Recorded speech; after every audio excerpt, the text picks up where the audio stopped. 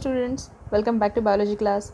तो हमने last time start किया था conservation of plants and animals chapter, और फिर उसमें हमने स्टडी किया था कुछ इंट्रोडक्टरी पार्ट जिसमें we have talked about different kinds of terms which are involve in to this chapter, जिसमें हमने deforestation, desertification, afforestation, what are natural reserves या फिर जाके जो सारे से वेज ऑफ कंजर्वेशन है उनके लिए हम जो यूज़ करते हैं सेंचुरीज़ या फिर जाके रिजर्व्स, बायोस्फीयर रिजर्व्स, इनके बारे में हमने डिस्कस किया हुआ था। Today we are talking about the next part of this chapter, जिसके बारे में हम बात कर रहे हैं। उसका आज का जो पॉइंट है वो है सिल्वीकल्चर। ठीक है, सो व्हाट इज़ सिल्वीकल्चर? तो a branch of science which deals with the management and development of forest trees. Okay, तो फॉरेस्ट के जो ट्रीज़ है सारे, उनकी मैनेजमेंट करना, यानी कि सारा एरिया अंडर से प्लांट कवरेज है क्या, या फिर फॉरेस्ट का कुछ लैंड बैरन हो रहा है क्या, वहाँ पे कुछ डिफॉरेस्टेशन हो गया है क्या, ये सारी चीज़ों को स्टडी करना, या फिर जाके उसमें हम डेवलपमेंट क्या कर सकते हैं, जैसे डाइवर्सिटी को इंक्रीज़ करना, या फिर जाके प्लांट्स जो है उनका रिवाइवल करना। कुछ प्लांट्स अगर एक्सटिंक्शन मोड में है तो उनको फिर से सर्वाइवल के लिए उनके कुछ ना कुछ चीज़ों को हमें इम्प्लीमेंट करना चाहिए, ये सारी चीज़ों को मैनेज करना। So management and development of forest trees is called as silviculture. ठीक है, तो ये चीज़ हमें आज स्टडी करना है। ठीक है, so firstly we will talk about what is importance of forest. Okay, so importance of forest is, जो हमारे सराउंडिंग में फॉरेस्ट है, जैसे we are blessed with Tadoba, right. So we know कि फॉरेस्ट की वजह से हमारे लिए कितना ज़्यादा उसका इम्पॉर्टेंस है अपनी लाइफ में। ओके, तो उसी को हम यहाँ पर डिस्कस कर रहे हैं। So forest are a valuable natural resource for following significances. So first is, forests are an important component of environment to maintain ecological balance. ठीक है, तो हमने इकोलॉजी के बारे में लास्ट टाइम स्टडी किया कि एबायोटिक एंड बायोटिक कंपोनेंट्स एक साथ जब मिलके ये लोग हार्मनी में रह रहे हैं, तो या फिर ये जो दोनों कंपोनेंट्स एक दूसरे के ऊपर डिपेंड होकर जब रह रहे हैं तो उसको हम इकोसिस्टम बोलते हैं, और उसकी स्टडी को इकोलॉजी, राइट। तो इकोलॉजी को मेंटेन करने के लिए, यानी कि ये जो living component, non living component, उनको हमें प्रॉपरली मेंटेन करना है एनवायरनमेंट में, तो उसके लिए फॉरेस्ट जो है वो सबसे बड़ा रोल प्ले करते हैं। Okay, 10 forest provide habitat to large number of plants. Okay, so forest में जनरली हम बोलते हैं कि हैबिटेट यानी क्या होता है, जनरली मैं पहले ये बता देती हूँ। सो हैबिटेट इज़, किसी भी ऑर्गेनिज्म को अगर मुझे बोलना है कि व्हाट इज़ योर एड्रेस, तो वो हो गया उसका हैबिटेट। ठीक है, जैसे फॉर एग्जांपल इफ़ आई से टू अ टाइगर कि आप कहाँ रहते हो, तो वो कहाँ रहता है, जंगल में रहता है, जहाँ पे जैसे फॉर एग्जांपल स्पेसिफिकली टाइगर जहाँ पे रहता है वहाँ का एक स्पेशलिटी होता है कि वहाँ पे सवाना ग्रास होता है। ठीक है, तो ऐसे एरियाज़ में रहने वाला जो एरिया है जहाँ पे सवाना ग्रास है, टाइगर्स का वो हैबिटेट हो गया। Okay, so hence generally it provides habitat to a large number of plants and animals also. ठीक है, तो फॉरेस्ट की वजह से हमारे लिए ये एक इम्पॉर्टेंट चीज़ हो जाती है। फिर then next thing which happens is, forests also maintain CO2 and O2 concentration into the atmosphere. Okay, we know plants जो है वो रेस्पिरेशन एंड फोटोसिंथेसिस प्रोसेसेस करते हैं, जिसमें जनरली मेजरली फोटोसिंथेसिस प्रोसेस, इसमें क्या होता है कि जो एटमॉस्फेयर से हम CO2 है वो प्लांट्स ले लेते हैं और उसके थ्रू वो लोग ग्लूकोज बनाते हैं जो कि उसका फूड मटेरियल है, और फिर in return they release oxygen as a by product. ठीक है, तो ऑक्सीजन जो हमारे एटमॉस्फेयर का सबसे इंपॉर्टेंट कंपोनेंट है, because we are aerobic organism, हमारे लिए ऑक्सीजन बहुत ज़्यादा ज़रूरी है, और ये जो है वो अपने आप नहीं बनने वाला है। ठीक है, तो इसको बनाता कौन है? This is done through the process of photosynthesis with help of plants. और प्लांट्स मेजरली कहाँ है, या फिर ज़्यादा क्वांटिटी में, डेंस क्वांटिटीज़ में, फिलहाल के लिए हम बोल सकते हैं, पुराने ज़माने में तो ऐसा सीन नहीं था, राइट। तो अभी अगर हम देखते हैं तो ये जनरली हमें दिखाई देते हैं only into forest. Okay, so hence that is the importance of forest. Then next is, they are also helpful in prevention of soil erosion and landslides. Okay, तो इसके बारे में भी हमने कल भी डिस्कस किया हुआ था, कल के क्लास में, राइट। तो उसमें हमने डिस्कस किया था कि कैसे प्लांट्स अगर बहुत सारे, जैसे for example suppose this is a sloppy area, ठीक है, और इसमें से जो जनरली यहाँ पे प्लांट ग्रो होते हैं, ठीक है, तो ये प्लांट्स जो है वो ऐसे कुछ ग्रो होंगे। ओके, तो हम इसको तो ऊपर से ही देख रहे हैं सिर्फ कि ये ऐसे दिख रहे हैं प्लांट्स। ओके, बट मेजरली इसका इंपॉर्टेंट कंपोनेंट जो है वो क्या है, उसका रूट। ठीक है, तो रूट क्या करता है, वो नीचे तक पेनिट्रेट करता है फ्रॉम अबव। ओके, तो ये नीचे जब पेनिट्रेट कर रहा है इतने अंदर तक, तो ये क्या करता है, ये जो सराउंडिंग का उसका सॉइल है या फिर जो लैंड मास है उसको ये पकड़ के रखता है, जकड़ के रखता है, ठीक है। तो इसकी वजह से क्या होता है, जनरली अगर कुछ भी से इकोलॉजिकल हार्म हो गया या फिर एनवायरमेंटल कोई हजार्ड हो गया जिसकी वजह से ये एरिया पूरा शेक हो रहा है, यानी कि suppose this area is shaking, ठीक है, यहाँ पे कुछ ट्रेमर्स आ गए, तो ये एरिया ब्रेक होके लैंडस्लाइड हो सकता है, ठीक है। तो ये ब्रेक होके लैंडस्लाइड इसलिए नहीं होगा because of this hard anchoring through the plants, ठीक है। तो प्लांट्स जो है वो जनरली ये एंकरिंग भी देते हैं। देन नेक्स्ट सॉइल इरोजन में भी हमने इसके बारे में पढ़ा हुआ है कि प्लांट का रूट जो है, generally suppose this is the root, हमने अगर प्लांट को कोई भी प्लग किया ज़मीन से, ओके, तो ज़मीन के ऊपर जब भी हम इसको प्लग कर दें तो आपने देखा होगा कि ये इतना सारा इसके आजू बाजू का जो लैंड एरिया है, यानी कि उसके आजू बाजू का जो सॉइल है उसको वो पकड़ के खुद उसके रूट्स के साथ लेके आता है, राइट। तो ये क्या करते हैं प्लांट्स के roots, they hold the soil together. तो सॉइल को होल्ड करने की वजह से they will avoid two things, that is soil erosion also and landslides also. So this is the major importance of forest also. Then dead plants and plant parts are decomposed to form humus which enriches the soil. तो अभी humus के ऊपर तो ज़्यादा कुछ elaborate करने की ज़रूरत नहीं है, we have studied extensively humus क्या है, और फिर जाके मैन्योर प्रिपरेशन, ये सारी चीज़ें हमने फर्स्ट चैप्टर में ऑलरेडी पढ़ी हुई है, ओके। सो हेंस फॉरेस्ट का भी उसमें इंपॉर्टेंस है क्योंकि फॉरेस्ट में ये सब चीज़ें नेचुरली होती है, ठीक है। जो उसके सारे डेड एंड डिकेइंग पार्ट्स हैं वो अपने आप नीचे गिरते हैं और उसी सॉइल में ये सब फिर से रिजुविनेट होते हैं, ओके। और इसीलिए आपने देखा होगा जनरली जंगल का सॉइल जो होता है वो काफ़ी फर्टाइल, वो काफ़ी ब्लैक कलर का होता है, वो काफ़ी ह्यूमस रिच होता है, ठीक है। Not like the soil which we have in to cities. Cities में अगर आप देखोगे तो आजू बाजू का जो सॉइल है, आपके घर के आजू बाजू जो सॉइल होता है, रास्ते के आजू बाजू जो सॉइल होता है वो काफ़ी रफ होता है, जबकि आप फॉरेस्ट का सॉइल देखोगे वो काफ़ी एलुअल होता है, यानी कि वो बहुत सॉफ्ट होता है, उसमें बहुत सारा ह्यूमस प्रेजेंट होता है, वो काफ़ी बार आप देखोगे कि वो मॉइस्ट भी होता है, जबकि सिटी में जो सॉइल है वो काफ़ी रफ होता है, ड्राई होता है, ठीक है। तो ये डिफरेंस क्यों है, because of presence of all of this organic matter in to the soil which is present. Then next is forest also help in to the formation of fossil fuels, okay. तो अभी fossil fuels क्या होती है, तो fossil fuels are generally, fossils क्या होते हैं सबसे पहले वो डिस्कस कर लेते हैं। So fossils are dead and decaying remains जो होते हैं, जो कन्वर्ट हो जाते हैं इनटू कोल एंड पेट्रोलियम, ठीक है। तो उनको हम बोलते हैं फॉसिल्स फ्यूल्स, ओके। तो फॉसिल जो है वो डेड रिमेन्स होती है कोई भी ऑर्गेनिज्म की, जब वो कन्वर्ट होता है इनटू कोल एंड पेट्रोलियम तो उसको फॉसिल फ्यूल बोला जाता है। तो इनके फॉर्मेशन में फॉरेस्ट सबसे ज़्यादा हेल्प करती है, क्योंकि जनरली जो कोल हमें मिल रहा है वो फॉरेस्ट है, यानी कि जो पहले के ज़माने में फॉरेस्ट हुआ करता था due to some natural activities, ये जनरली जैसे कि फॉर एग्जांपल अर्थक्वेक, ठीक है। तो अर्थक्वेक के टाइम में क्या हुआ, सपोज़ फॉर एग्जांपल मैं जैसे यहाँ पे दिखा रही हूँ एक आपको छोटा सा, तो सपोज़ ये एक लैंड मास था, ठीक है। आप ज्योग्राफी में इसको पढ़ोगे, जनरली अर्थ के ये जो लेयर्स है इनको बोलते हैं टेक्टोनिक प्लेट्स, ठीक है। तो ये एक दूसरे से कुछ क्रैक्स में जुड़े हुए होते हैं, ठीक है। तो ये ऐसे कुछ क्रैक है बीच में, ये जैसे मैंने यहाँ पे ये ड्रॉ किया है, मैं इसको किसी और कलर से कर देती हूँ। सो ये क्रैक्स से जुड़े हुए हैं एक दूसरे से, ठीक है। तो ये जनरली जब भी अर्थक्वेक वगैरह आता है, ठीक है, तो क्या होता है कि ये एक दूसरे के ऊपर ये टेक्टोनिक प्लेट्स कभी कभार चढ़ भी जाती है, ठीक है। So suppose if this land area had many plants on it, ठीक है, और अर्थक्वेक की वजह से क्या हो गया, यहाँ पे कुछ शेकिंग हो गई, यानी कि this plate started moving upwards and downwards, okay. तो इसकी वजह से क्या हुआ, ये जो प्लेट है यहाँ से मूव होके इसके ऊपर चढ़ गया सपोज, ठीक है। तो क्या हो जाएगा फिर, so it will cover the land mass something like this, ठीक है। और इसके पेड़ जो है वो भी दब गए इसके ऊपर, और इसके ऊपर के पेड़ जो है वो भी गिर जाएंगे, ठीक है। और ये जो है ये पूरी तरह से चला गया क्योंकि ये इसके ऊपर आ गया, ठीक है। तो इस कंडीशन में क्या हुआ, अभी ये जो बरीड वाले प्लांट्स हैं, ठीक है, these will start decomposing inside, और इसमें सिर्फ अनेरोबिक माइक्रो ऑर्गेनिज्म का एक्टिविटी होगा क्योंकि ये लैंड के दोनों सैंडविच बन के लैंड के बीच में, राइट।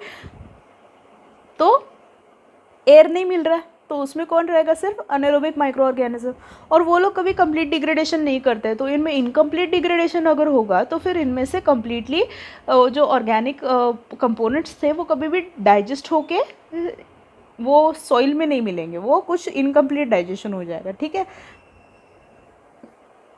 तो इसी वजह से जो फॉरेस्ट में से प्लांट्स जो दब गए उनके थ्रू जनरली फॉसिल फ्यूल्स में से कोल बना है, और जनरली जो एनिमल्स दब गए और उनकी वजह से बना है उनको हम पेट्रोलियम डिपॉजिट्स में जनरली हम देखते हैं, ठीक है। तो these are generally found into से ओशन बेड्स, या फिर जाके जैसे अपने पास कोल एरियाज़ है, राइट, तो कोल माइंस है, तो यहाँ पे जो है वो जनरली पहले भी कुछ millions of years ago we can say there would have been a forest here again in those years also or those era also, ठीक है, जिसका अभी कोल इतना सारा बन गया है अपने चंद्रपुर में, ओके।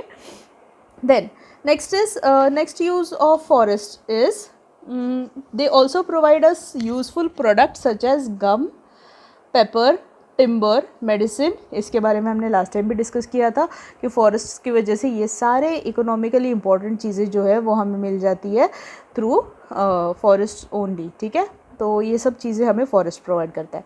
नॉट डिफॉरेस्टेशन के बारे में भी हमने ऑलरेडी डिस्कस किया हुआ था, तो डेफिनेशन के बारे में। So definition says the loss और continual degradation of forest habitat due to natural और ह्यूमन इंटरवेंशन। इसके बारे में हमने डिस्कस कर लिया, नेचुरल कैसे हो सकता है, ह्यूमन कैसे हो सकता है। तो यहाँ पे हम कॉजेस डिस्कस कर लेते हैं directly, okay. So let's talk about causes of deforestation.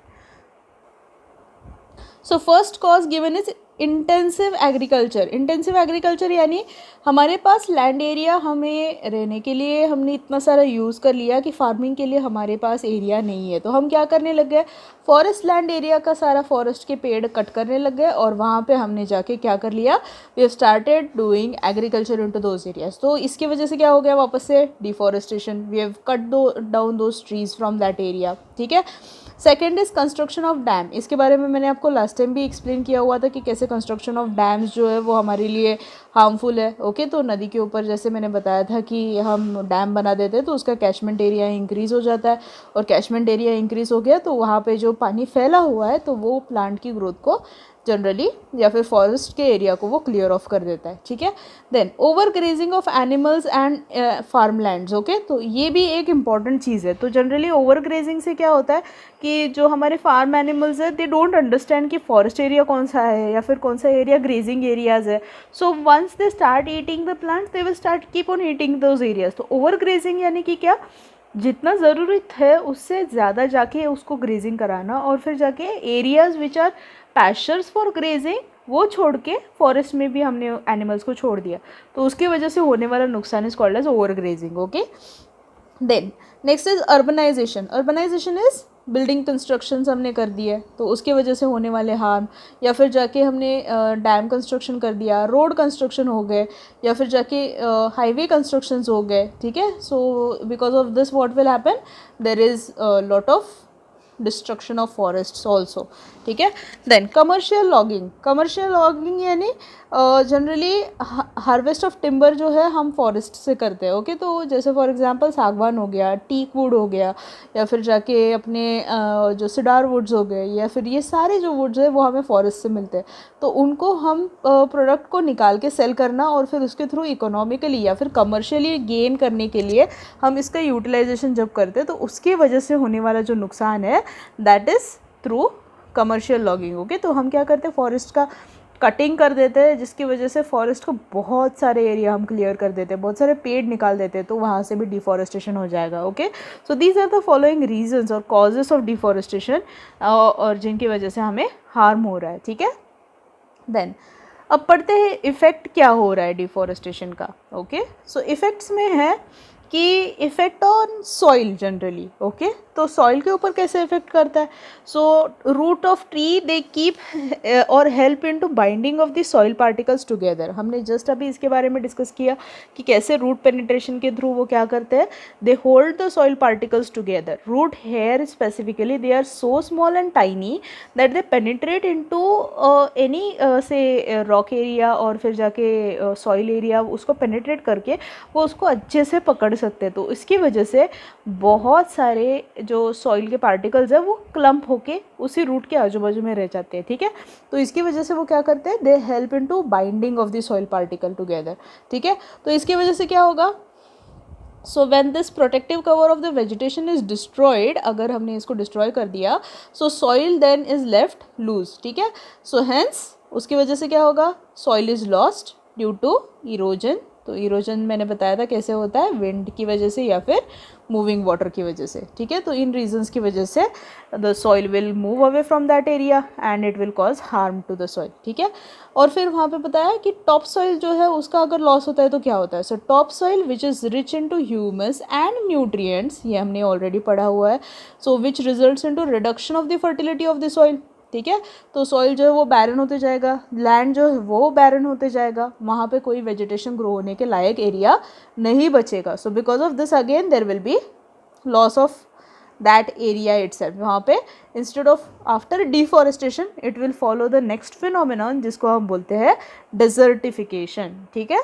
Then next is effect on wildlife. Okay, so what happens to the wildlife after we remove the or after there is desertification, ठीक है। so effect on wildlife, forests which are natural habitat of many species of plants, animals and birds, इनका अगर cutting down हो जाता है यानी कि trees if they are cut down it will destroy homes of the species, है ना। तो बहुत सारे बर्ड्स और एनिमल्स जो है वो हमें पता है कि वो बहुत स्पेसिफिक एरियाज़ में रहते हैं। तो अगर उनका वो स्पेसिफिक प्लांट चला गया या फिर उनका एक स्पेसिफिक फूड खाने की एक आदत होती है तो वो चला गया, तो उसकी वजह से क्या हो जाएगा, it will destroy their home, it will obviously turn that area barren, या फिर उसकी वजह से क्या होगा, वो एनिमल्स को इतना हार्म होगा कि they can not even now survive into those areas. So hence वो अपनी जगह छोड़ के नई जगह ढूंढने चले जाएंगे, तो वो माइग्रेट कर लेंगे। अगर उनको वो कभी भी उनका स्पेसिफिक हैबिटेट नहीं मिला तो obviously it will lead to the death of that organism, ठीक है। So hence that species will become after certain time period endangered, ठीक है। तो एंडेंजर हो जाएगी यानी कि it will be in on a threat of complete loss, okay. तो ये अवॉइड करने के लिए हमें फॉरेस्ट को कंजर्व करना चाहिए। Then effect on recycling of material, so plants intake CO2 and give out O2 during photosynthesis, so O2 is necessary for human beings to survive। तो जनरली हमें पता है कि अभी ह्यूमन इतना ज़्यादा CO2 पोल्यूशन कर रहा है through industries, through vehicular exhaust, through different activities, fires, ये वो सब कुछ की वजह से। तो अगर हम इतना CO2 का कॉन्सेंट्रेशन इंक्रीज़ करते जाएंगे तो ऑब्वियसली ऑक्सीजन का कॉन्सेंट्रेशन डिप्लीट होते जाएगा। अल्टीमेटली ऐसा ना टाइम आ जाए कि ऑक्सीजन इतना कम हो गया कि ब्रीदिंग भी इम्पॉसिबल हो रहा है, ठीक है। सो हेंस ये टाइम अवॉइड करने के लिए फॉरेस्ट को बचाना बहुत ज़रूरी है, okay. Then next is O2 level in the atmosphere becomes low due to deforestation, okay, and trees draw ground water up through the roots and release the water vapor into the atmosphere by transpiration, which also helps into the replenishing of the water cycle or keeping the water cycle moving into our nature.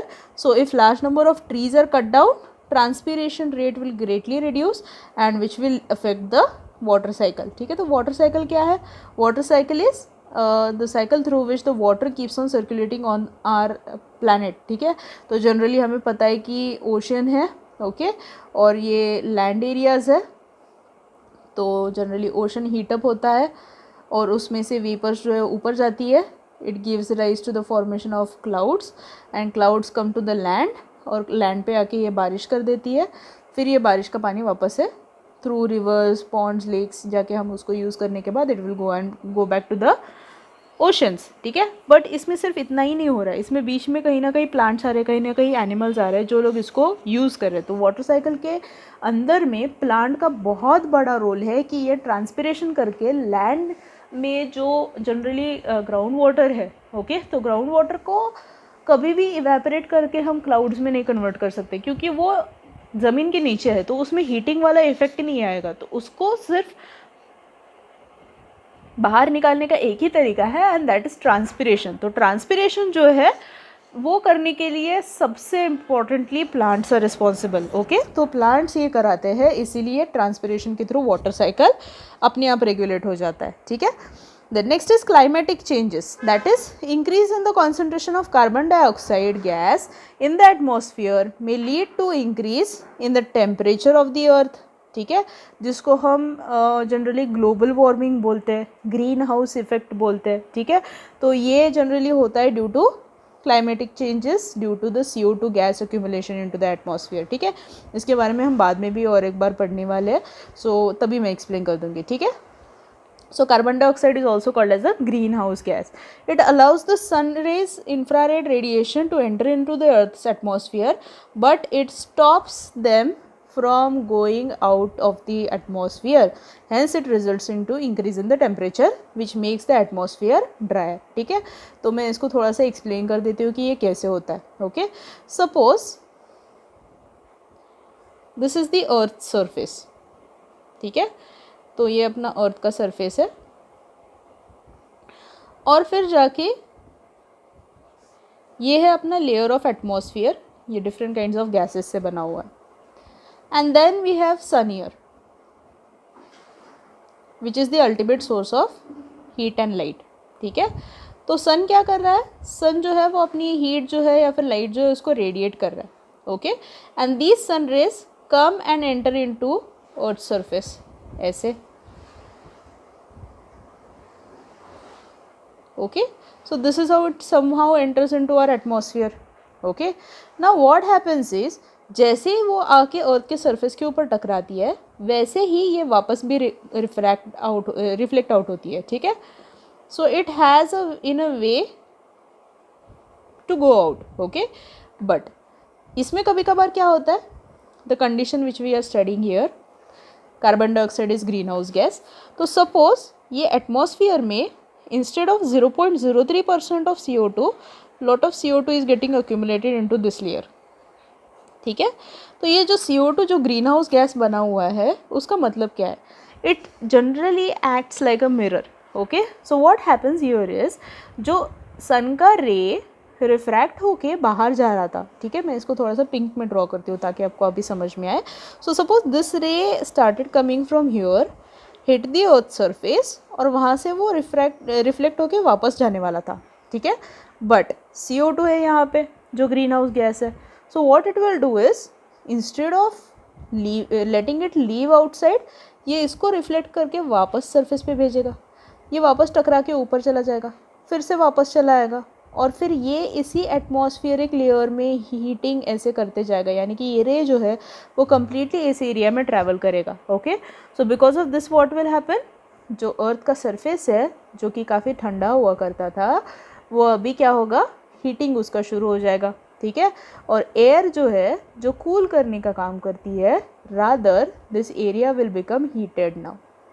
Okay, so this heated area will give rise to increase into temperature and hence ultimately it will make the atmosphere drier, ठीक है। तो इसको बोलते हैं green house effect, या फिर इसके वजह से होने वाला एक फिनोमेनॉन, यानी कि टेम्परेचर इंक्रीज होने की वजह से जो फिनोमेनॉन है उसको हम बोलते हैं ग्लोबल वार्मिंग। ओके, सो इसके बहुत सारे इल इफेक्ट्स हैं जिनको हम बाद में और डिटेल में पढ़ेंगे। Okay, then next is also this can lead to reduced rainfall, obvious है, जिसके इफ़ेक्ट्स हम अभी भी देखते हैं अपने एटमॉस्फेयर में। पूरा जून महीना चला गया, बहुत रेयरली उंगलियों में गिनने लायक बारिशाई दिन है ना, बाकी का पूरा जून महीना गर्मी में गया है, राइट। तो ये रिड्यूस्ड रेनफॉल का इफेक्ट है। Okay, this will also lead to droughts, drought यानी पानी की कमी। ओके, फ्लड इज पानी ज़्यादा हो जाना। Then next is landslides and flood. So vegetation helps into absorption of rainwater that falls on the earth. Excessive falling of the trees would mean that greater proportion of rain may reach the ground, okay, which could give rise to flood. Now loss of vegetation may also reduce in binding capacity of the soil particle and during rainy season, which in turn lead to landslides and into mountain ranges, ठीक है। तो ये भी हमने already इसके बारे में discuss कर लिया कि कैसे लैंडस्लाइड होता है। Then next effect is desertification, इसके बारे में भी हमने डिस्कस किया हुआ है। So desertification is a major cause which leads to the change in the soil properties. So जैसे टॉप लेयर निकल गया, फर्टाइल लेयर निकल गया, तो उसकी वजह से होने वाला ये इफेक्ट है। So physical properties of the soil get affected by plantation and vegetation. Now due to soil erosion, top fertile layer of the soil is removed, ठीक है, and gradually the fertile land gets converted into deserts and this is called as desertification, ठीक है। तो इसके बारे में हमने last time भी डिस्कस किया हुआ है, so I won't go into much details.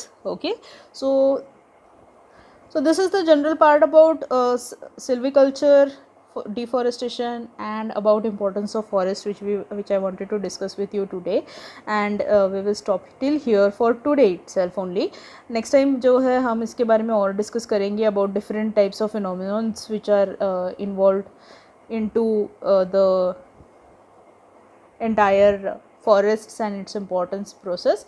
तो आई थिंक उसमें ग्लोबल वार्मिंग भी डिस्कस करेंगे, ग्रीन हाउस इफेक्ट्स भी डिस्कस करेंगे, उसमें हम लोग डिफरेंट काइंड्स ऑफ साइकिल्स भी डिस्कस कर लेंगे. Okay, so for now I will stop here for today. और ये जो नोट्स मैंने जो रीडिंग के लिए यूज़ किए हुए और एक्सप्लेनेशन के लिए, इसका PDF मैं आपके साथ शेयर कर दूँगी, क्योंकि आपको अभी तक शीट्स इसके मिलने के हैं. एंड जैसे मैंने पहले भी बताया था, कुछ रीजंस की वजह से वो शीट्स प्रिपेयर होने, but then as soon as it will be prepared it will be send to you. Okay, so I hope you are fine with this till now. अगर आपको कुछ डाउट होगा then you can message me. और आज आपका homework जो है ये रीडिंग करना है सिर्फ, बाकी कुछ ज़्यादा होमवर्क है नहीं. Okay, so enjoy your date for today and I will see you next week. Till then, bye, take care.